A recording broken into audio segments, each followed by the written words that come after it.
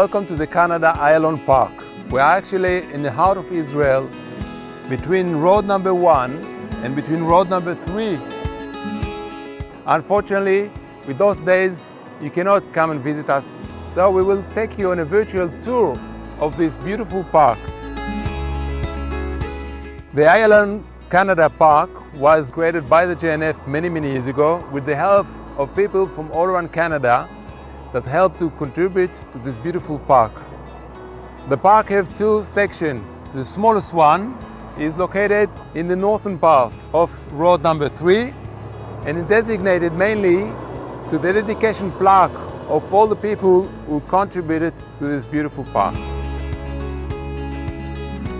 The largest part will be south of road number 3 and included many sites, archaeology sites, springs, aqueduct, hiking trails, biking trails, beautiful sites.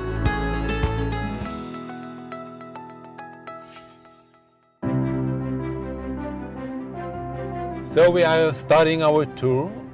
We are on the main road of the Canada Ayalon Park. Turn right to the southwest of the park, leading you to an ancient Roman bathhouse.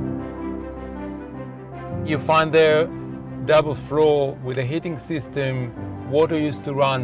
And if you take a look all the way down, you'll see a leftover, some aqueduct that took the water down to the bathhouse. Many years later on, it became a burial site of the Muslims who took over Israel about 638 AD. One of the leaders of the Muslim war against the Christian, the Byzantines, those years, was a guy named Ibn Jbel, Sheikh Ibn Jbel.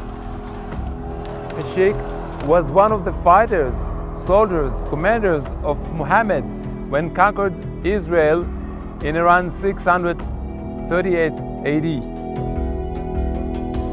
The Muslims, when they arrived here, they thought that those springs here of the Canada Ayalon Park will be beautiful and great for them.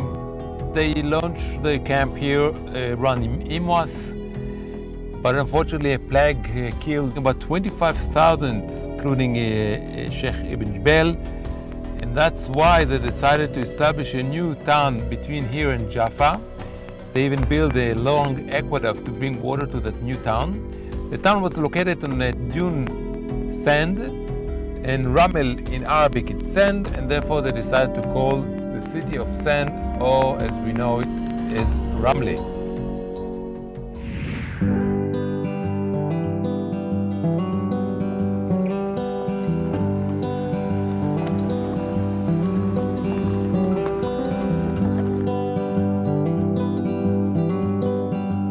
We are now in one of the wonderful lookouts in Israel. Actually, what we can see from here is a marvelous valley, the Valley of Ayalon. That's the same Ayalon road that you know and familiar with when you get into the traffic jam of Tel Aviv. It's all starting here. So we have the foothills of the Judean Mountains, the west side of foothills of the Samaria Mountains, and the valley itself. Right close by, we can see one of the Jewish communities called Mevo Horon. Behind it, a few Arab villages.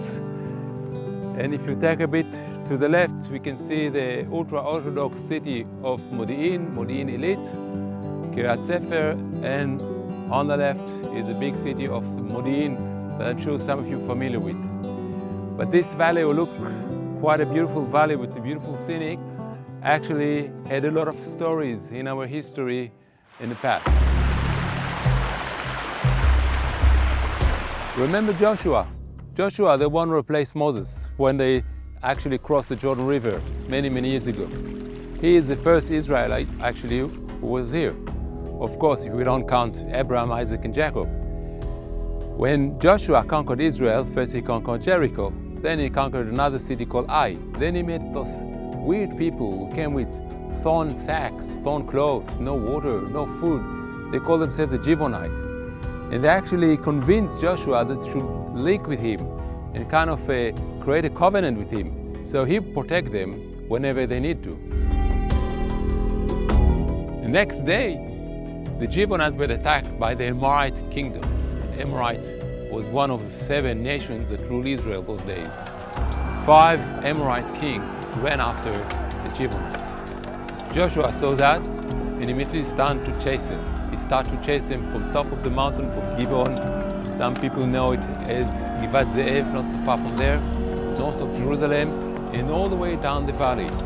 When he arrived to the valley of Ayalon, he actually saw he running off time. So he said something very simple. In Hebrew it will be Shemesh begivon dom, ve'yareach be'emek Ayalon. Shall the sun stop above Gibeon and the moon above the valley of Ayalon? And that's what happened. So ahead of time, he managed to chase them through the valley all the way down to the foothill of Judea, next to a place called Maccabees, caught them in a cave, and then killed them. That's how actually people know that Joshua and the Israelite army is one of the strongest in the area, of course, with the help of God. So at the end of the war, when the Israelites managed to conquer all of Israel, they split the territories between the 12 tribes. You remember 2.5 tribes being already settled down in the east of Jordan River. So the rest 9.5 were here. So I did a kind of a lottery, and in the end of the day, each tribe got its own section, his own plot of land. Judah, south of Jerusalem. Benjamin, north of Jerusalem. Ephraim will be up in the mountain of Samaria. And the small tribe of Dan actually was located right here toward the coast. The 4 coins of the 4 tribes was in a little village actually called Ayalon. So let's zoom in, and you can see on top of that little hill, a little barren hill, that was the city of Ayalon. Therefore, so just remember it, because we actually discover in the archaeology dig some leftovers, we can say, of those days.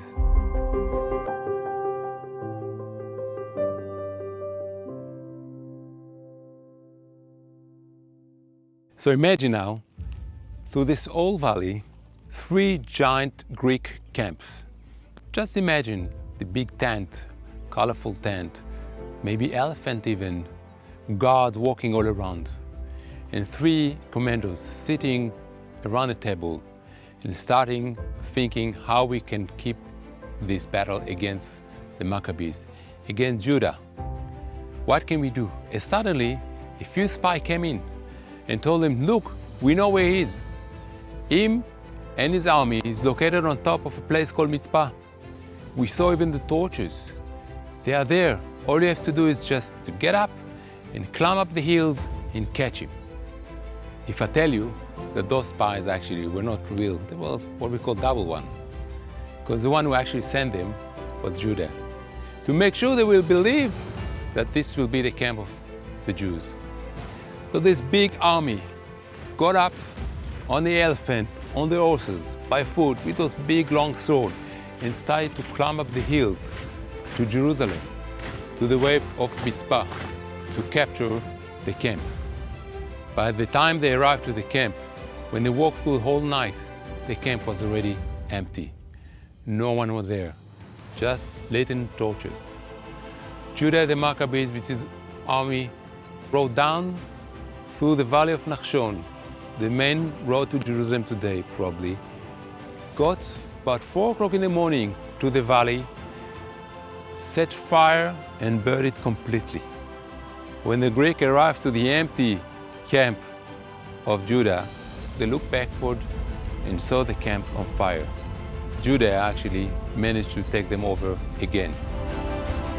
So after the battle of the Maccabees, we will skip a few more years. The Romans were here, the Byzantine were here, the Muslims who took over Israel from the Byzantine, and the Crusaders who came in the end of the 11th century, actually in 1099. They arrived and took over this country from the Muslims. When they arrived to the valley of Ayalon, they realized that the valley is located on a major junction of roads, and they decided to build 2 fortresses, one on the west side and one on the east side. The west side, you all familiar with the name. Today we call it the junction of Latrun. Latrun reminds us of the battlefield of 1948. Latrun reminds some of you about the Armored Corps Museum. Latrun, for some of you, is a beautiful monastery that's located on top of the mountain. But where is the other one? For years and years, archaeologists looked for the other one. The name was Castellum Arnold, the fortress of Arnold. They couldn't find it. Happened to be one of the 5 Arab villages who remained here until 1967 was Yalo, carried the name of Ayalon. And the village of Yalo was actually situated and built on top of the ruin or the fortress of Castellum Arnold, right over there below us.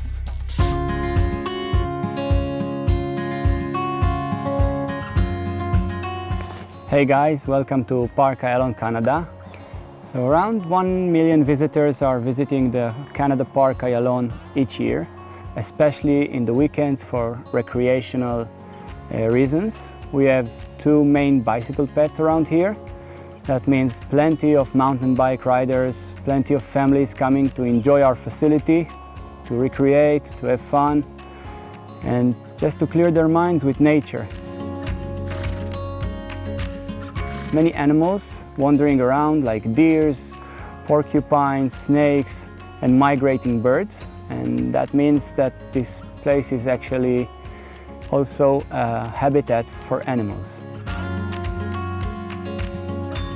This is a park, and we are managing it as a park. That means there is a lot of infrastructures like the road system in the park, the bicycle path.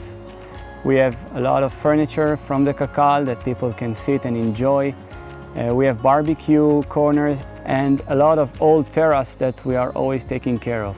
So this place is managed in a high maintenance management system, and we are always making sure that we are safe enough and aesthetic enough for the people to come and enjoy this pearl of nature.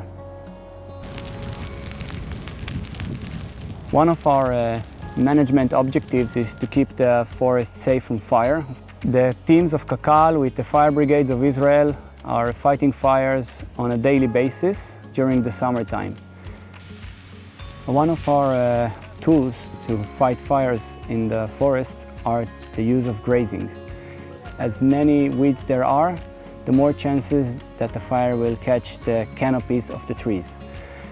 Grazing reduces the weeds, and we are using grazing on a large scale with a migrating herd that is moving throughout all the Canada Park and bit by bit eating the weeds in order to help us fight the fires.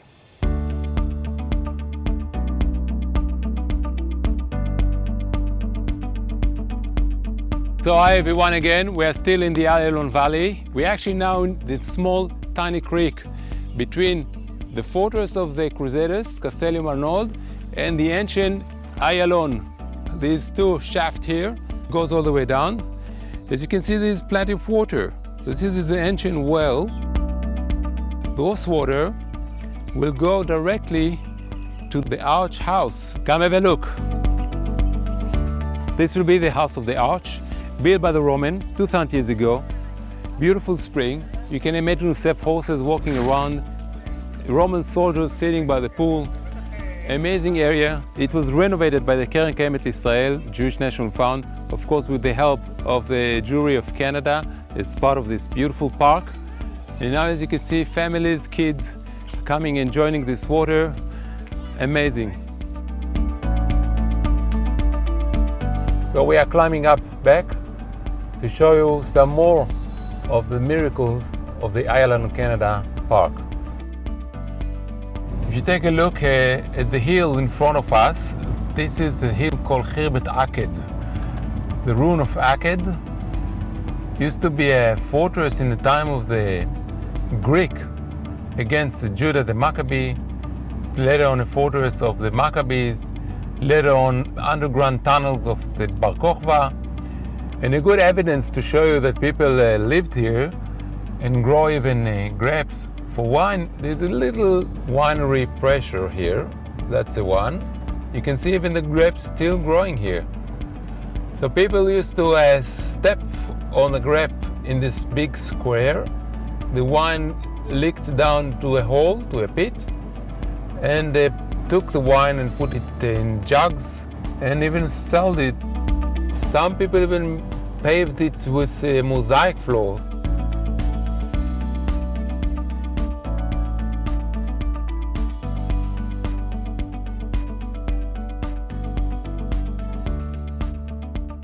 So welcome to our olive plantation here in Park Canada Ayalon. As you can see, the olives are already ripening on the trees and they'll be ready around the time of September. Each year we are inviting the public to pick up olives. Every family get a jar and they can use the olives for whatever they like. And of course this is one of our community activities that we induce here in Park Canada.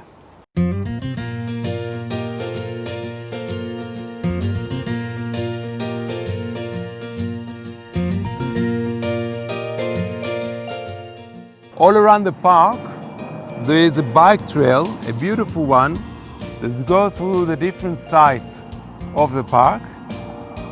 It's about 22 kilometers and around circles.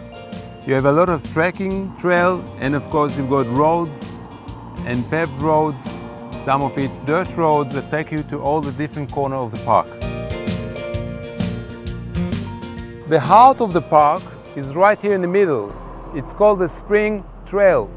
And actually you can walk along a trail with different springs in ancient Roman aqueduct that used to take water all the way down to this area, where many years ago, in the time of the Greek and the Roman, there used to be a town called Imwas, or in Hebrew even Hamat, where hot spring flow into this little town.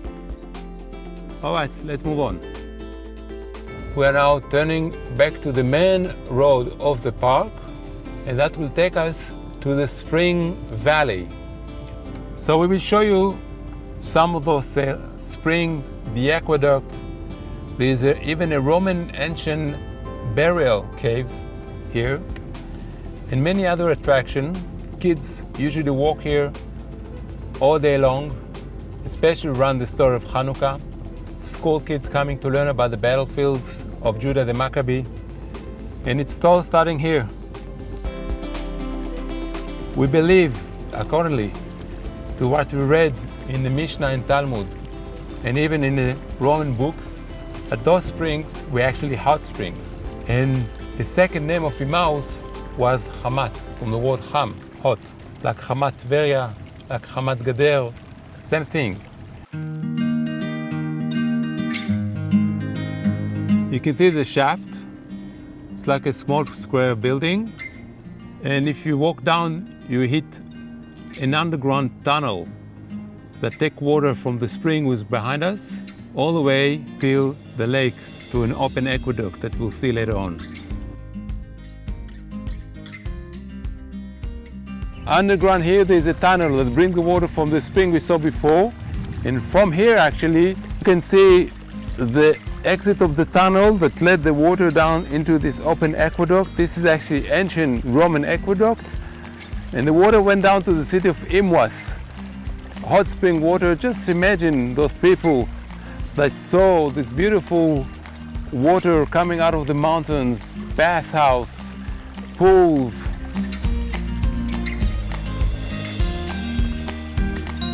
So take a look at this beautiful pool. You can see that it was used for people to sit around on those benches. Water came from the aqueduct you saw before, and when it was overflow, the water continued to run down to the aqueduct. A beautiful place. Try to imagine those old Roman people, bunch of soldiers sitting here. As I said, people live very happily here. They used to have fountains, spa, water, even hot water, a lot of fruit trees around. Beautiful place. So if they lived here, probably also they died here. So right here you can see a burial cave, Roman one. So the Jewish one, actually it's a pagan one. We know more or less how it's the difference between those two. And they used to bury them inside. So you can see those benches here where people's bodies were laid down. One is here, one is there. It's actually kind of a family one. And then later on they collect the bones and put it down here in the pit. all the way down on the floor. Many years later on, they use it again and collect the bones again.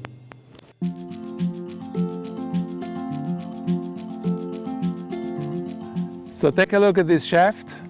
The aqueduct bring the water all the way down in the tunnels. Every few meters, the Roman drill a shaft into the ground to let the air in, to take out the dirt, to make sure the waters are clean.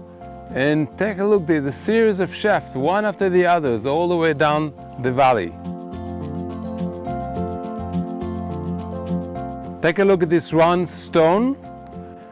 Any idea? So this round stone actually used to be olive pressure. If we saw before a wine pressure, this is an olive pressure. It was actually a circle, and another stone was moved with a donkey all around and crush the olive and create this olive oil. So we call it mafrecha in Hebrew, an olive pressure, again from the time of the Roman, Byzantine and Roman time. Follow me now, we're almost in the end of the trail. The aqueduct is still running down here, and look where the water actually gather all together in the end. The end is a beautiful lake that gathered the water that came from different springs, the one we saw before, another one that's coming from that corner that you will see in a minute, and all the water is running down into that lake. Again, imagine yourself a big Roman town here, kind of a village in a way between Jaffa and Jerusalem, between Ashkelon and the mountains. Everyone is coming here to enjoy it. It's like a place that you can go for holidays many years ago. So try to imagine this place as Emmaus. One of the pupils of Rabbi Akiva, Elazar ben Erech, even came here. He saw the beauty that they said in the Mishnah, that when he saw all of it, everything he learned just vanished from his mind. He couldn't remember anything. How beautiful this place was. The last spring is the Tmarim, the date spring. If you looked around you, there's a lot of date trees here. Further down the city of Emmaus, as I said before, the Roman town. This spring also had a building where the water came out from a cave. Water ran down in aqueduct to a pools, another one to the big lake that we saw before. So this will be the end of our tour. We started at the main gate of Canada Ayalon Park up to the western corner to saw the chic Ibn Jbel tomb. We continue all the way up till the foothills of Khirbet Aked, the ruin of Aked, this Greek Ashmonite fortress. We saw a little wine pressure, and then we went to the rear side of the park. We saw the ancient Ayalon. We saw the hidden Crusaders fortress, Castellum Arnold. We saw beautiful springs. I think the number one, even in Israel, is the one with the arches that we saw. We went back by the lookout to the Ayalon Valley. After telling the stories about Joshua, the Maccabees, the Crusaders, we went back to the main section of the park. We walked down along the shaft of the springs. We saw the aqueduct, the water that flow. We saw some Roman burial site. And here we are at the end. I would like to thank, first of all, everyone in Canada for giving us such a beautiful present as the Canada Ayalon Park. I want to thank you personally on behalf of me, the land forester, and Jacob, the park manager. I want to thank all our friends in Canada for supporting us. Thank you very much, and litraot.